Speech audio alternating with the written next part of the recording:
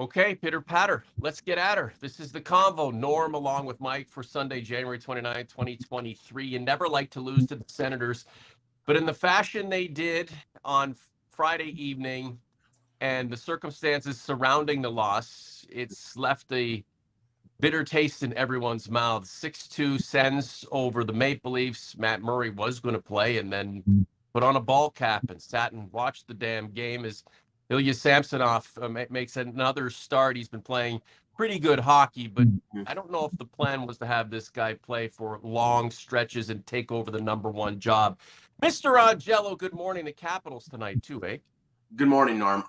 It was not an ideal situation on Friday when the Leafs played the Senators, simply because, and even Sheldon Keefe admitted this after the game, that it wasn't exactly fair to Ilya Samsonov to how shall I say it, to be called in within 15 minutes of the start of the game to say you're starting. Goaltenders, I know this being an old street hockey goaltender, goaltenders are creatures of habit.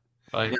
They have a level of preparation, what they do. There's some goalies who sit on the bench and they do their eye exercises and things of that nature.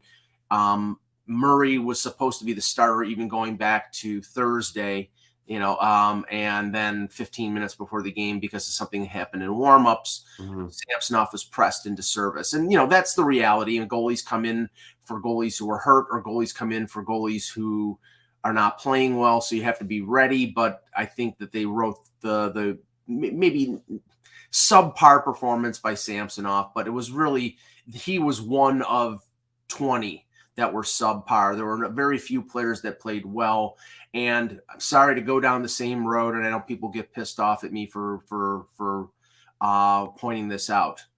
Montreal twice, Arizona twice, San Jose, Anaheim, and now Ottawa. 7 games against five of the worst teams in the league, and the Leafs have lost all 7, whether it be regulation or overtime. That is a detail that, when you're supposed to be detail oriented, when you go into the playoffs and you lose to the teams that you should destroy, that's a commentary on your team. So, I mean, at one time, twice, Boston lost to Arizona early in the year, but it's a repeated practice. Last year, the year before, this year, it happens. The details on the Maple Leafs, not terrific at this point, but things are changing by the minute. Norm, along with Mike, thanks, guys, for being here. Like the content, subscribe to the channel.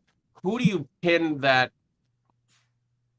last-second decision to pull Murray on? Is that the training staff saying, really shouldn't be playing? And how the hell did they not detect this and make this determination long before minutes ahead of game time, allowing Ilya Samsonov to, get back into that zone and stay in the flow? Well, Sheldon Keefe said on Saturday morning that it was an ankle injury, that it's been something that he's been dealing with for a while. It was not something that prevented him from playing. It was just Samsonov was going because he was the hot guy, and they wanted to, ride the hot hand. And he'd up until Friday had been had earned a point in every game that he played at Scotiabank Arena. So they just decided, why not go with him? But they were going to play Murray against Ottawa, and in the warm up, I don't know whether there was that high shot from William Nylander that people thought he had clipped his collarbone or something like that. Maybe it was a reaction to that. Maybe it was whatever. It was just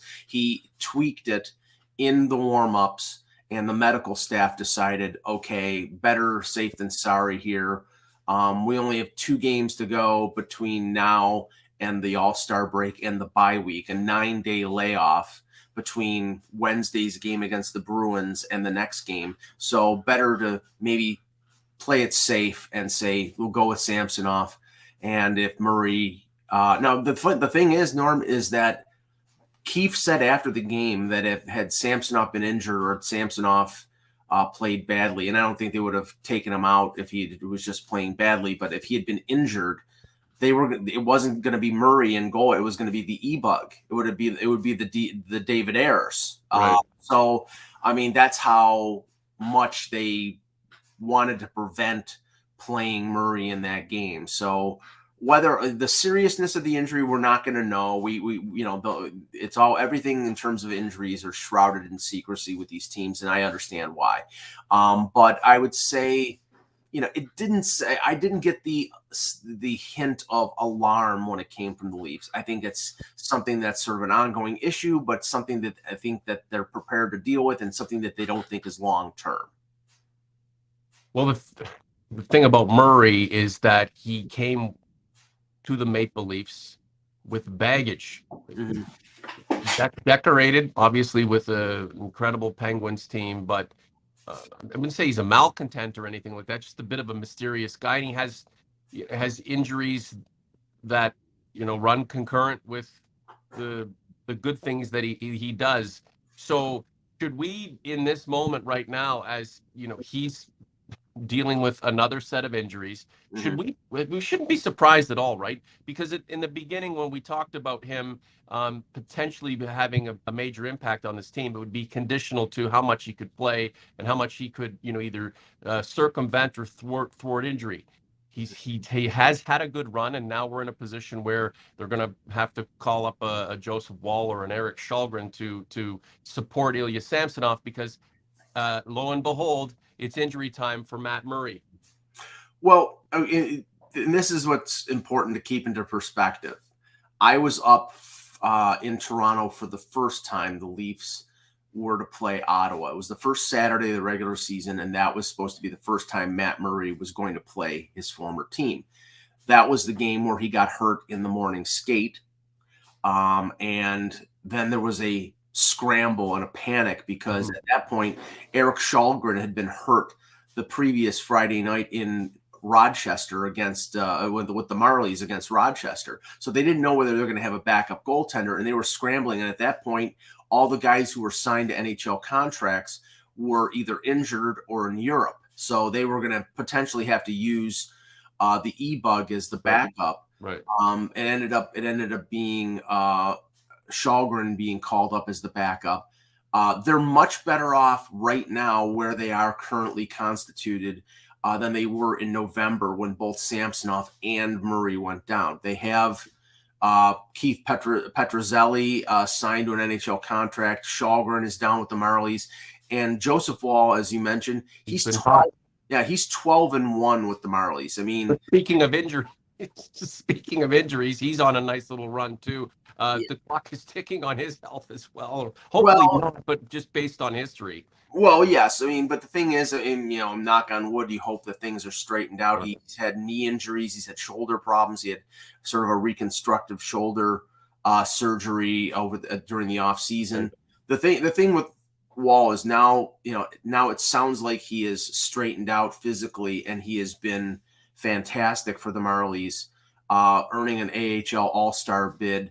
And the Leafs are going to have to, and this is not the focus of what the next couple weeks are, but if there's an opportunity for Woll to get a look to play a game or so.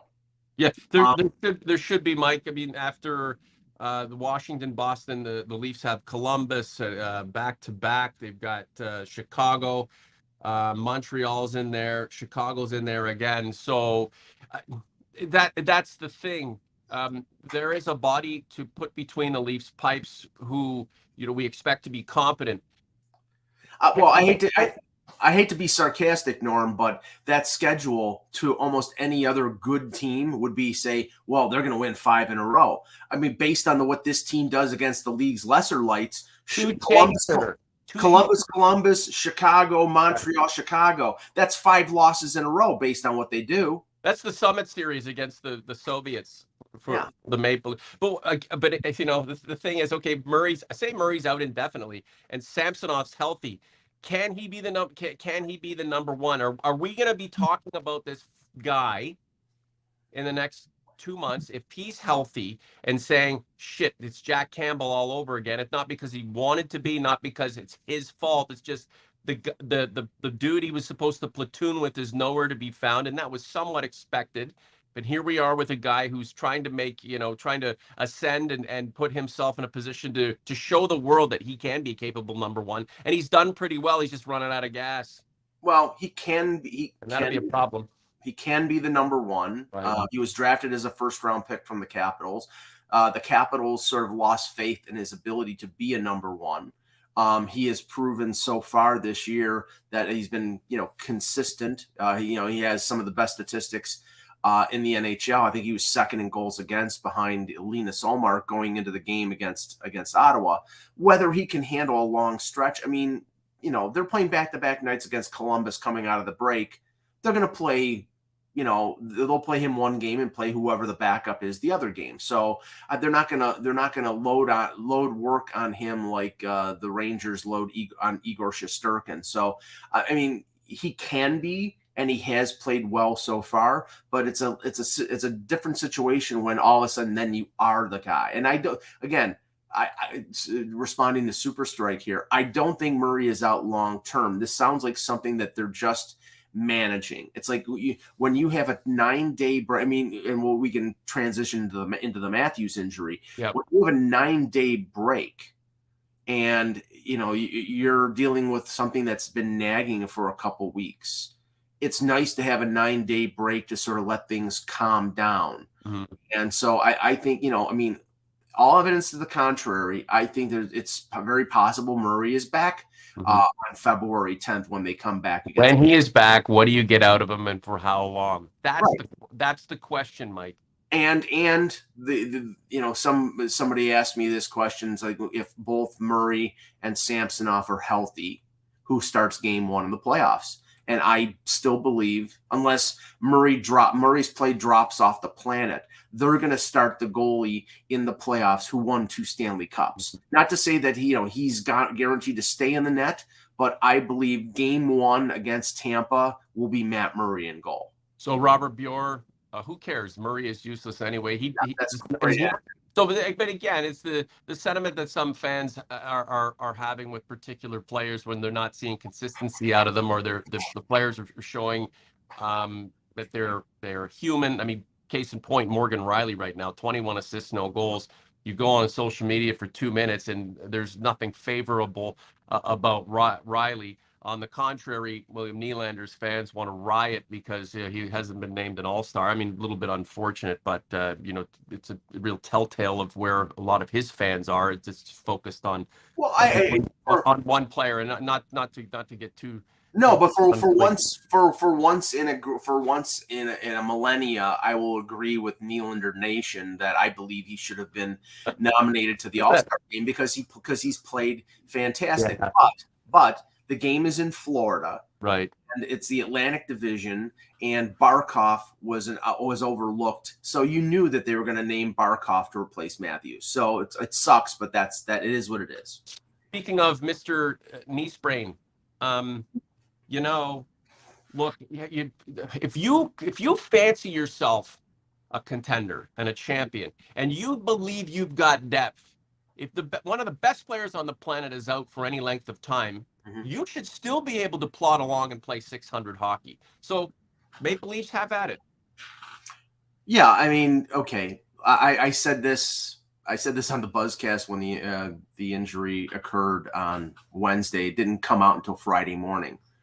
If you're going to have a knee sprain that you're going to be out for 3 or 4 weeks, the time to have it is now, January 29th, right before the All-Star break, with that schedule of behemoths that you just mentioned over the next couple weeks. They like behemoths when all is said and done, Mike. They treat the little mice like Montreal or Columbus, like behemoths.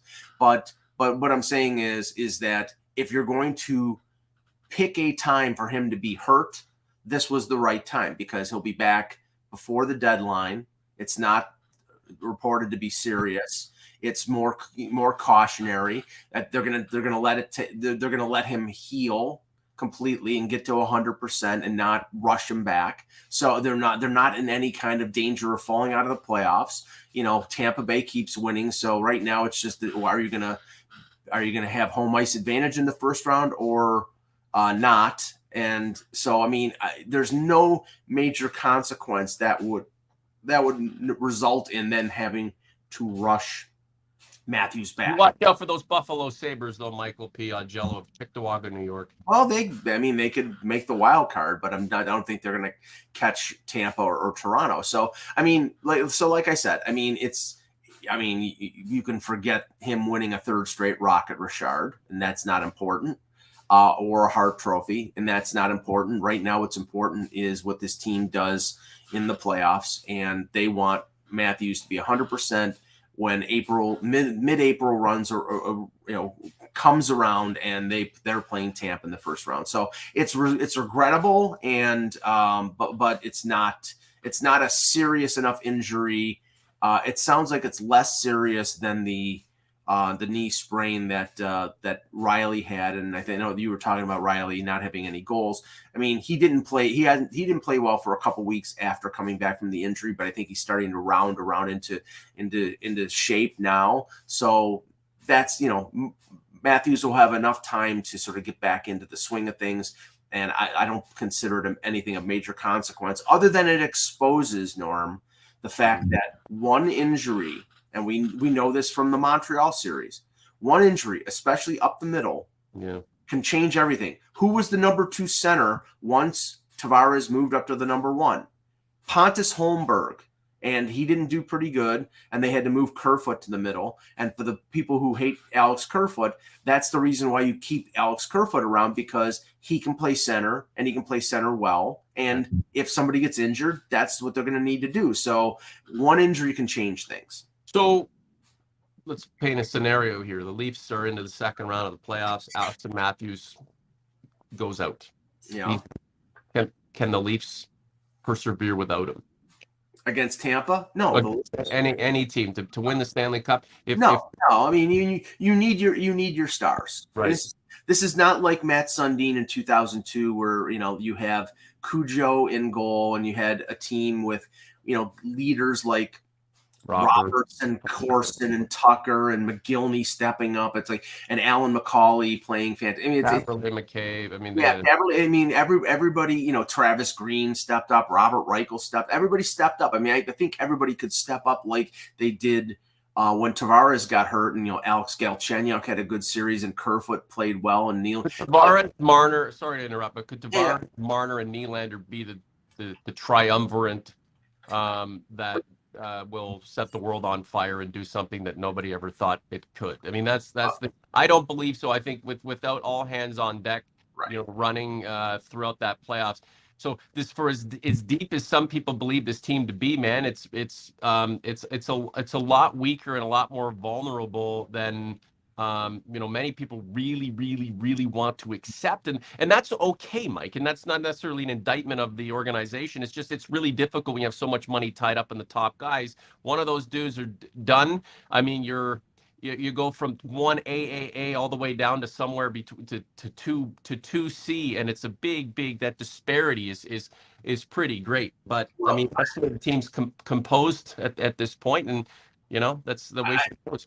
I don't mean to be insulting to Montreal fans, but I mean, it's generally accepted, and it's not revisionist history, that the Canadiens in the playoffs in that year in the bubble, or not in the bubble was Columbus, but the 56 game Northern Division year, that they were the worst team in the playoffs in terms of record. Right. And once the Leafs lost Tavares, and they could put Philip Deneau on Matthews and limit the Leafs' ability to score, that ended up being a complete game changer. Now, against a team like Tampa, who has won or been in the Stanley Cup final 3 years in a row, that's game, set, match. The Leafs need everybody on hand. I mean, anything can happen. Stamkos can get hurt. Kucherov can get hurt. It's a long time between now and the middle of April, but I think it would be paralyzing for the Leafs if they lost a big guy like Matthews, Marner, Tavares, Nylander in the playoffs. Hey, Mike, Dennis Rodrigue, not familiar with the name, but thanks, Denis. Who can score a big goal except the core? That's an interesting question. I mean, the way that the offense is set up, it's the core doing all of the work. Everybody else is doing that, secondary support work. Who fucking knows? You got to get into the playoffs and get into a decisive game that runs 2 or 3. It's 2 or 3 extra periods, and who knows? Fuck, Pontus Hall scores a big goal and becomes a folk hero. I'll just say this: it depends on what Denny considers the core. Because if he considers Michael Bunting the core and part of the core, I think he can score a big goal. He has scored a big goal, but he's on one of the top two lines. Jan Krok is sort of secondary, playing on that second line. I mean, I think it's a valid point that right now their third and fourth lines are. David Kampf hasn't scored a goal in a quarter of a season. Pierre Engvall is completely up and down. Kerfoot has got, I think, 5 or 6 goals this year. So there's not a lot of oomph. But how many are you going to get if we supplant these guys with dudes who are a lot tougher, play with more tenacity, may not do a lot of offensive, make a lot of offensive contributions, but be there in so many other ways? We want more. We want more from the support group. But we also want more from the support group. It's not just all about offense, and that's something. Again, we go back to the toughness, we go back to the tenacity, we go back to the damn focus on taking it to your opponents and winning games with authority, right? I look at everybody who's not named Bunting and maybe Kerfoot, and I look at some of these guys, and to me, they're there, but they're just guys. Like, I don't know how many of these guys really just want to grab the game by the fucking throat and take charge. They're just kind of guys, and that's a big concern for me, especially when you're one of your 1A is down and you're one of the best players on the planet, could be gone for a considerable period of time. You need this group to coalesce and come together and be a force and have some determination. But it takes heart, it takes hustle, and it takes it takes that grit. And we know this team may not it's not like it's devoid of those attributes and those traits. It just doesn't have enough of it. Well, I mean, I can't tell you how many people I got messages from or that called into the post game that I do on Twitter Spaces. I love great content, by the way, Mike. Thank you. After the game on Wednesday, and even after the game on Friday, talking about the fact that Timothy Liljegren gets absolutely destroyed along the boards by Keandre Miller of the Rangers on Wednesday, and Giordano gets slammed by Ryan Lindgren.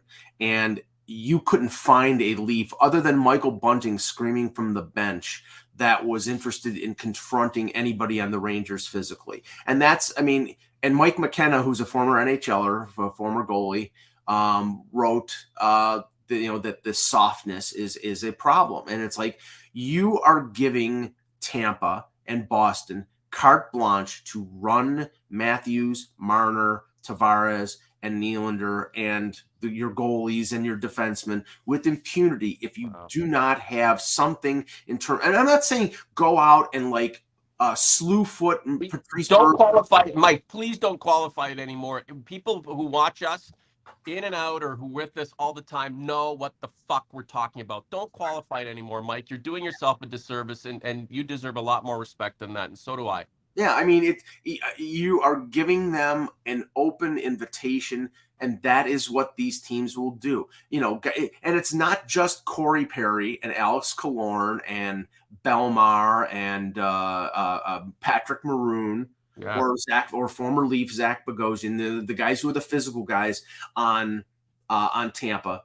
It's Kucherov. I mean, and I'm okay. I do not want players to play outside of their comfort zone. That is not Marner's game. It is not right. It's not Marner's game. It's not Matthews' game. John Tavares will push back. He's a leader. Nylander can be physical because he's a strong guy, but it's just not his game. But if that's not their game, then you have to get players who it is their game. And the only thing I'm saying is, and I would think Kyle Dubas recognizes this fact, because in the past he's gone out at the deadline and added players that provided this. You cannot go into a playoff series where you're going to allow Tampa to physically run roughshod over you and you just turn the cheek. It just doesn't work. You have to be able to respond in kind, and if not initiate physicality, then respond to it. And if you don't do that, you're going to lose. Yeah, and you can't be paper tigers out there. You can't be, just recording hits because you make contact with guys.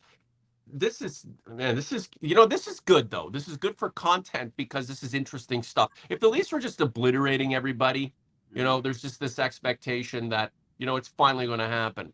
I'm glad that there's adversity right now. I'm glad that there's uncertainty. Sure, people come in and watch the show and they want to hear what we have to say. And a lot of times people think we're just bonkers. Others are on board because they're bonkers too. Yeah, but Norm, Mike, it keeps the fucking team on it. Like this team is flawed. It's really good, but it's flawed. It's almost like it's like a video game creation. But those guys have to step out of the console and get onto the ice with real human beings who have the same agenda and who are looking at it from a different perspective. And when these perspectives collide, these ideas of how the game should be played collide, the team with the skill and the power wins out all the time, Mike.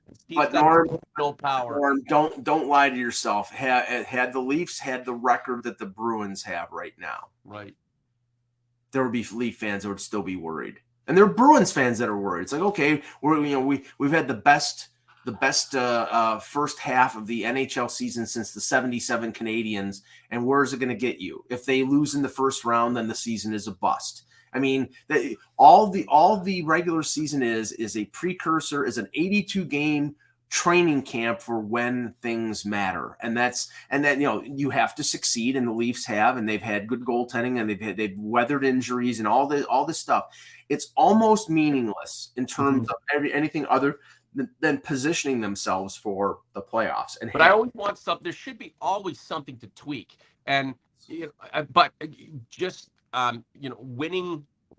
winning's great, right? Winning positions you, but at this point right now, the Leafs can't win enough to catch Boston. They need to do some winning if they're going to stave off Tampa. And again, if it turns into a 5-5 out of your 5 wins, 5 losses over 10, and then it's 6-4, and then it's 3-7, be careful.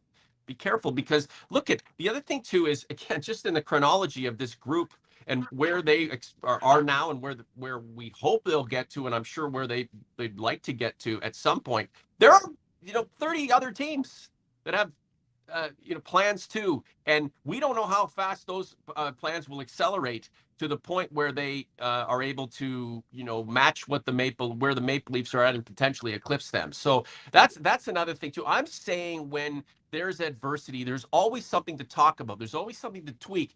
Right. And if the team is putting up points that in a lot of ways aren't really indicative of how good the damn team is, and doesn't necessarily reveal the real issues that are going to come home to roost when we're down to the brass tacks, then we're not able to confront in real time as the process goes on what needs to be changed, what needs to be fixed. So sure, they can stay in a decent spotting, win more than they lose and just kind of plod along. But we know the team needs to be tougher.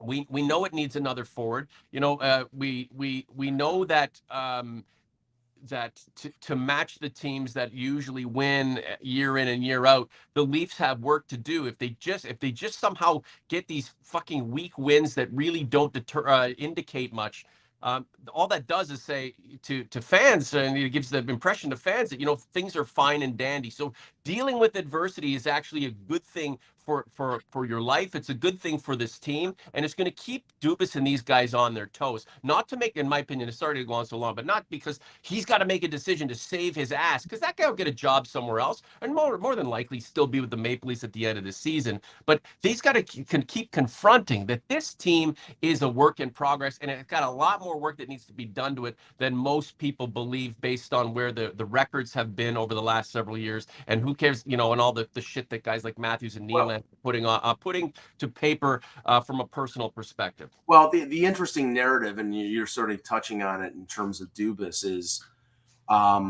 what he's going to do at the deadline, and we can we'll go into some of the rumors that are out there. But the funny narrative, and I'm not disputing the reports of people that are putting this out, because I'm sure they're hearing it from other teams. But when let's see, Frank Cervalli or Mike Johnson from TSN, or I think Darren Drager mentioned it, that the Leafs are likely in a sort of all-in, all bets are off scenario where they would consider trading their top prospect like Matthew Nyes. Now this is the thing. Teams out there, I'm sure. 100%. Right, and I will bet you anything. It's the other teams out there reporting. Sure, we think Toronto is in a desperate enough strait that they're gonna trade Matthew Nyes. I honestly don't think that Kyle Dubas will trade Matthew Nyes. He's a pair of wax, though. That's the kind of guy we all want right here, right now. Exactly, and he's by other teams, and he's having a great year at Minnesota. And once his season's over with, he probably signs with the Leafs. And you don't know whether he's going to step right into the lineup or that he's somebody for the future. But it's not an asset that I think that they're not going to trade him for a rental. If there's a player out there that has 3 or 4 years left in his contract and somebody provides something that this team is missing right away, then yeah, anybody's on the book. But it's hilarious how it just seems like the narrative is out there. Well, all bets are off, and Kyle Dubas has got to win, so he's going to trade. I would think that he's going to trade Matthew Nyes. Wow, I call bullshit on that. So, but in terms of the rumors, in terms of like you start to see now, and we're 5 weeks out from the deadline. It's March the 3rd, so next Friday will be 4 weeks. There are certain things that you can believe that I think are completely true. Elliot Friedman reported a couple weeks ago that he believes the Leafs are looking for a forward and a defenseman. Now, right now, they're cap space wise, they have $1.1 million in cap space. They can increase that based on sending guys to the minors to get it close to $3 million. Now, that's not enough unless they're getting teams to retain 50% on particular players to add that forward and defenseman that they're looking for. Now, that means they might trade somebody off the roster, but ideally, I don't think they want to mess with the chemistry of the team to move somebody out. Are you sure? Are you sure Morgan Riley shouldn't just be? Yeah, trade him. It's like a 8-year deal. He took a hometown discount. He hasn't played good since I actually heard this. Somebody said he hasn't played good since he got engaged to Tessa Virtue. I mean, are you freaking kidding? That's never mind. But that's Toronto. But okay. Friedman said Toronto a tougher place with more engaged and intelligent fans. It just makes people fucking dumb.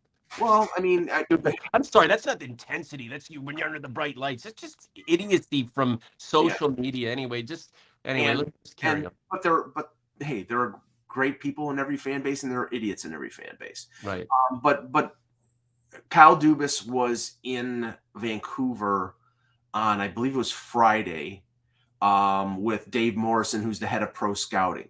Now, you could say, okay, they were in Vancouver. Well, and they were checking out the Canucks. Well, it was also who the Canucks were playing, which was Columbus. Mm-hmm. And one of the names that has been connected to Toronto is Vladislav Gavrikov, who is a big, tough, sort of left-handed version. I think a little better than Ilya Lyubushkin, but like that type of stay-at-home, tough defensive defenseman who has played Tampa in the playoffs twice. So I don't think he's intimidated by that. And now he's a rental. He's making less than $3 million. His agent is Daniel Milstein, who the Leafs have dealt with on a number of fronts with Amarov, with Ilya McCabe. So there has been talk that Columbus would grant teams the ability to talk to the agent about extending Gavrikov. And then if that's the case, if you're trading a first-round pick or something like that for him, then if they can get him signed on an extension, then that's something that is beneficial. What kind of game does Gavrikov bring to the Maple Leafs, and how does he make that group not just better because he's there, but actually intangibly better? Well, he's somebody who can kill penalties. He's somebody who can clear the front of the net. He's basically a replacement, and he's not offensively, because Muzzin actually had an offensive aspect to his game. Okay. That's okay. But he's a replacement for Muzzin. He's a left-hand shot. He's a big kid. He's only 27 years old. He would be a replacement for Muzzin. Now the question is that okay? You got Riley, you've got Sandin, you've got Giordano, all on the left side, and none of them really can play the right side. So who is losing out in terms of ice time? It could be Sandin. I don't know. I don't think they want to trade Sandin unless it's in the right deal for a forward or something like that. And this would give them the opportunity to do that. But sorry, again, because there's so much information you're laying on us, Mike. Sandin, you would trade him for the right guy in the right circumstance, the right package, the right moment, if it were right for the organization. Would you do the same with Timothy Liljegren? No. Liljegren has. It's funny because a couple years ago, when they were trying to make a deal with LA, it may have even been it was the Muzzin deal that they were more willing to trade Liljegren, and LA wanted Sean Durzi. Liljegren has grown into the fact he's right-handed. He is, he doesn't get pushed off the puck. He's physical. There's some offense to his game, and he's right-handed is extremely important. So I don't think that I think trading Liljegren is completely a non-starter. In terms of Sandin, the injury issue, the inconsistency issue, the lack of physicality and being pushed off the puck issue, I think are things that they think will get better in time, but you do have to trade something to get something. That's why I think it's possible that they could trade him, but I don't think they're looking to dump him. I don't think they don't like him. I think that it's the price of poker. So Liljegren has been a company man since when he was drafted in 2017 in the first round, with 17th or something like that overall. Yeah. They've cultivated him. They've taken their time with him, and in a lot of ways have done it the right way. You can look at, by contrast, Sandin, was he managed, was he handled properly, and were the expectations on him different than Liljegren? Maybe there was a bit more of an expeditious force behind the Sandin ascent through the system that, in hindsight, was incorrect. And I don't mean to get you off topic here, Mike. No. But they followed the same path. They both put both of them into the American Hockey League at age 18. It's just Sandin has struggled with injury more than Liljegren has. Liljegren has been sort of a tank. He's had some injury issues, but nothing of any major consequence. Sandin has had significant injuries that have cost him time. And, they're different types of defensemen. Sandin is more of a power play quarterback, a puck rusher, and Liljegren is more of, a two-way defenseman. And he's learned that when he was in his draft year. He was considered somebody who would be an offensive defenseman. But Sandin came a year after Liljegren and played 20 more games in the NHL. So again, it's interesting that Sandin could be used as a piece to reel in something that would be beneficial to the Maple Leafs right here and right now. Mike V in the chat, big name additions like Meyer, Kane, or depth for like Kraus, Bertuzzi, or maybe a stay-at-home D-man. Mike, I'm seeing Connor Garland's name brought up. I mean, I get. Is he just another kind of third, second line kind of guy, Alex Kerfoot, that really, great, sure, but what about somebody who's got some pedigree and some impact? And I'd want to see someone with some physicality and plays with their hair on fire. Mike, where's your hair? Let's tick off those names. First of all, Patrick Kane, $10.5 million cap hit. Chicago would have to retain 50%, probably would have to trade him through a third team. What somebody just said in the chat is exactly right. Connor Garland is another small forward. He has some offensive ability. Right, but that's just not what they need. It really is not. So and he's got 3 more years at almost $5 million. So that's a non-starter. Now Lawson Krause, who just signed I think it was a 5-year contract. He's making less than $5 million. He's scoring. He would be giving you at, I think, age 25 or 26, what a lot of people are hoping they get out of Matthew Knies. If there's one deal where Matthew Knies could get traded, it is to Arizona in a deal for a Lawson Krause, because Lawson Krause is locked up. There's cost certainty. He's in his mid-20s. He's in his prime. He's physical. He can play in the top six. It would make sense. I don't know if I would want to do it because of the promise of Nyes is there, but I think it would be forgivable as long as they got a guy like Krause who could play on a second line or even on a first line and allow Bunting to move down to the second line. So Timo Meier, the complication with him is the $10 million qualifying offer in the summer. I don't think the Leafs would be concerned about that because they could qualify him and then trade him.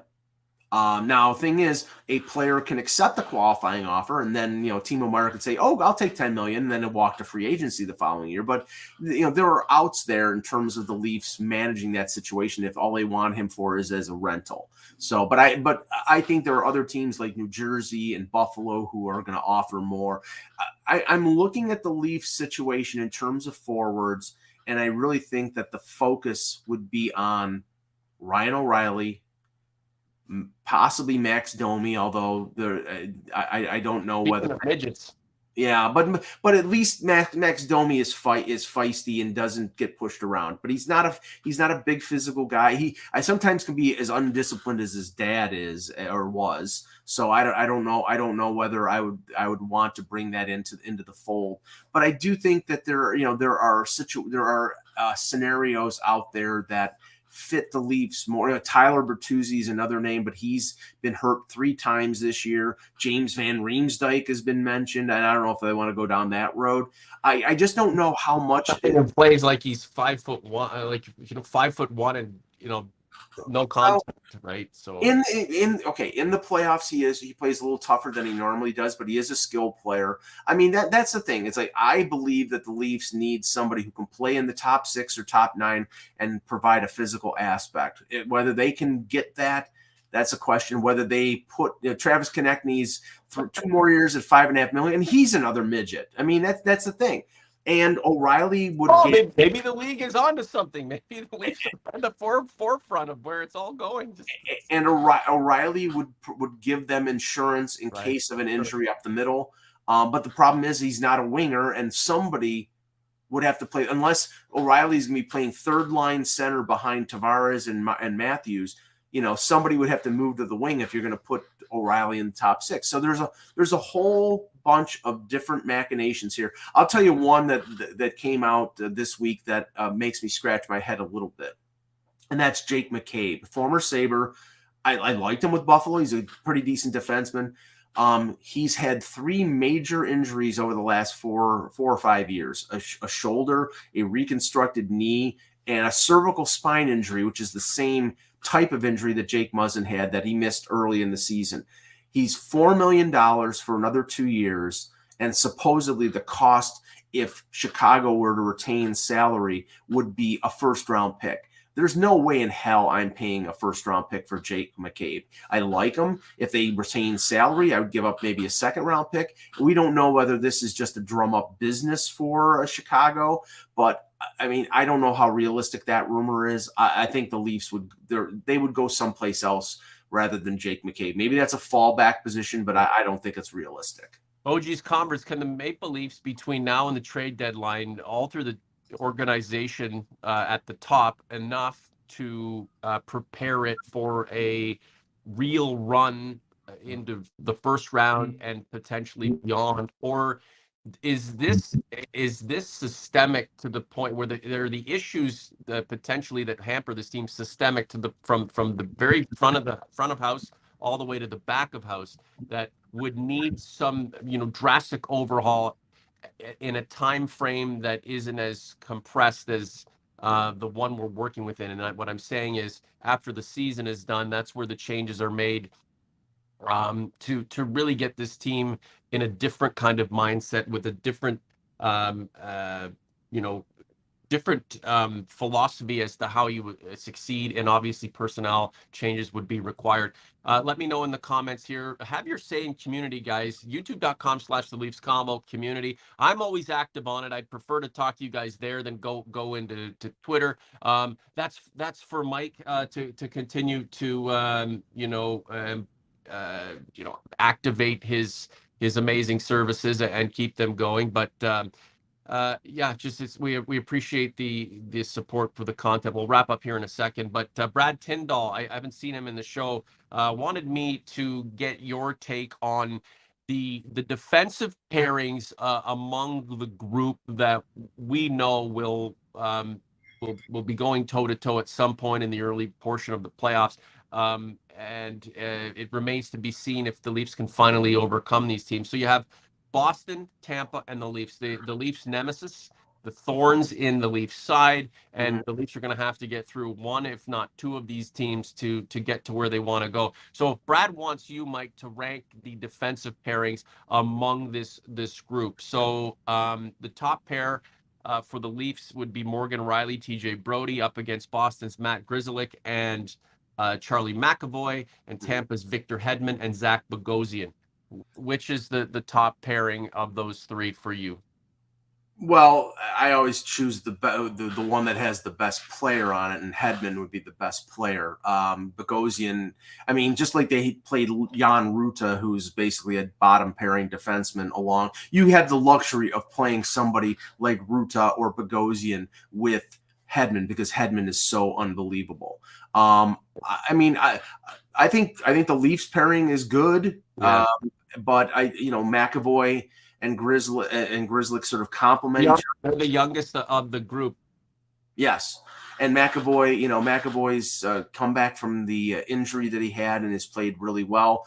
So, I mean, I would list the Leafs top pairing third, but not by a great distance. Isn't this interesting, though? Victor Hedman's been around a long time, and there was a lot expected of him when he entered the league. Right. At 32, the man is really coming into his own and reaching his prime. His defensive partner, Zach Bogosian, at 32, is a kind of a guy who's just teetering on the brink of I mean, he's just maintaining, right? He's in this league. He's a professional. We saw him with the Maple Leafs for a little bit.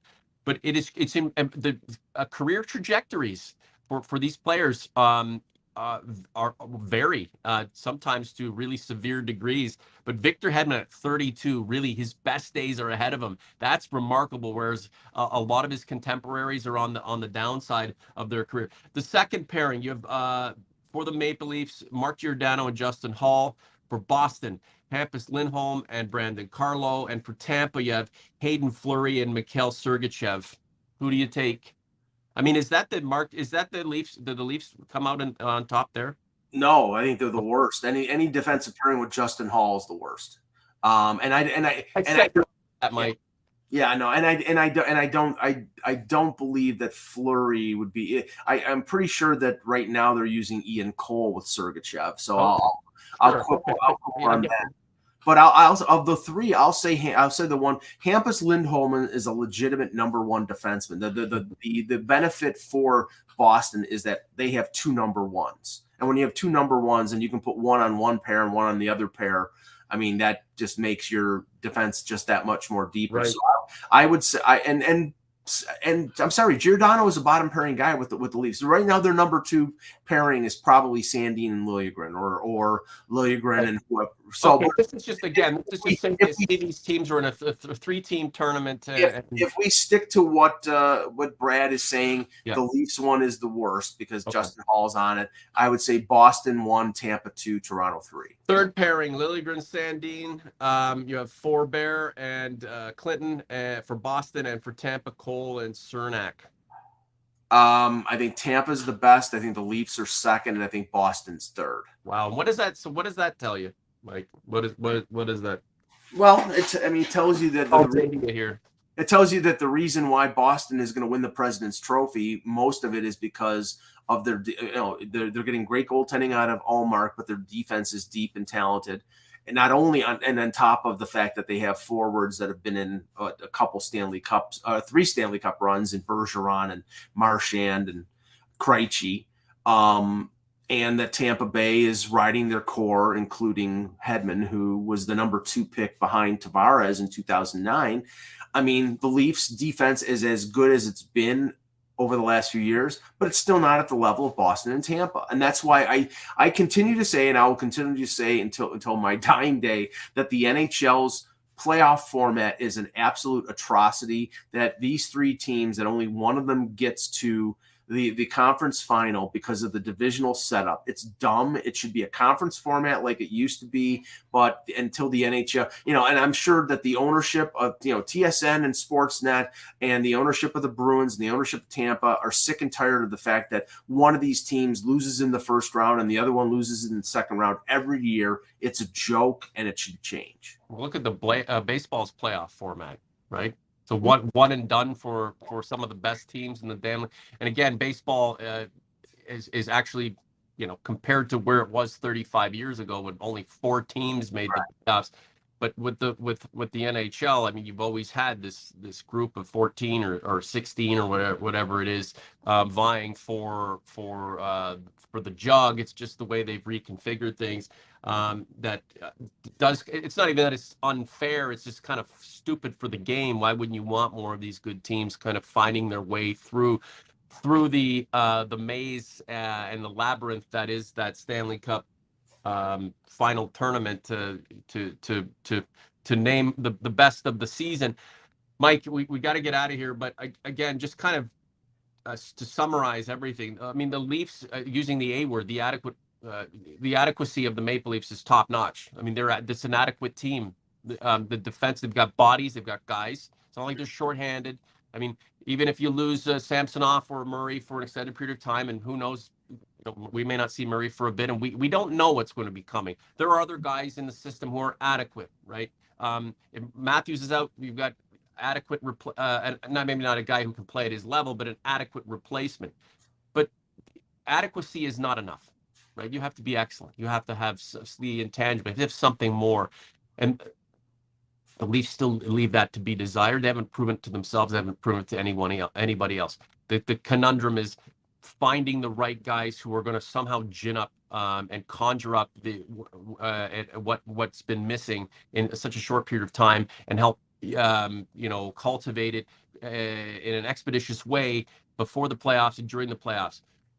That's something that's next to impossible, especially when the philosophy of the team leaves is off compared to where it really, really should be. I'll leave the last word to you. I'll just say that, this team has had fantastic success in the regular season last year and this year. And if you ask most of the fan base, that is absolutely meaningless. Mm-hmm. They would accept less success in the regular season for success in the playoffs. Yep. I think Kyle Dubas knows that. I think the organization knows that. And over the next 5 weeks, we'll see what their approach is to facilitate more success when it counts. Michael, well said. OG's Converts. Make sure to get over to hockeybuzz.com. Support Mike there wherever you can. Of course, his Twitter Spaces events are events after the game. So you doing one tonight, Mike? Yeah, I should be doing one. Yeah. Any predictions on the football game this evening, or are you checked out now that the Bills? I mean, with the AFC especially, mutually assured destruction would be preferable with Kansas City and Cincinnati. But I think Cincinnati is going to win because Mahomes is debilitated with that ankle injury that he had. But I don't put anything past him. And I think the Brock Purdy thing is going to finally come to, all of a sudden you're going to realize that this guy was a 7th round pick and Philadelphia will win. But I'll just sit back and enjoy that one. That'll be entertainment. Okay, Mike, have a great day. OG's Converts, like the content, subscribe to the channel. Any comments or concerns, you know how to get it, Mike or I. Got things to do. Leafs Convo is out.